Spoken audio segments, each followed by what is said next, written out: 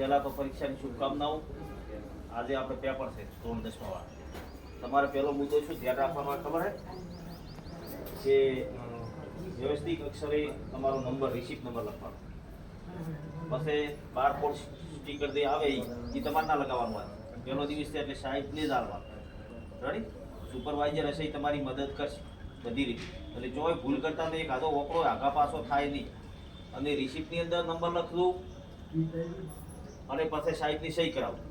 કારણ કે એ કરાવવું જરૂરી છે. પેપરમાં આગા પાસ હોય પાછળ ચેક કરાવવું હોય તો એ નંબર હશે તો પેપર ખુલશે, તો પેપર ખુલશે નહીં.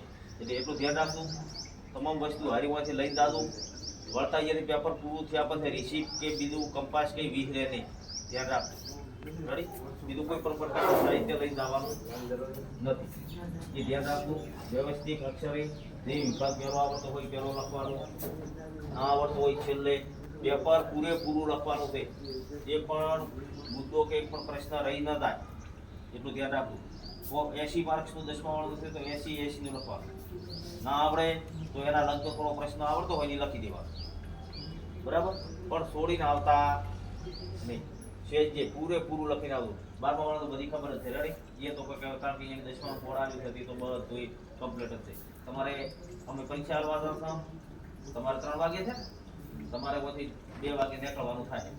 રેડી? જેથી કરી 100 થી બેઠા બેઠા વચન કરો. કોઈ તમારી વસ્તી કોઈ ન કરતા. રેડી?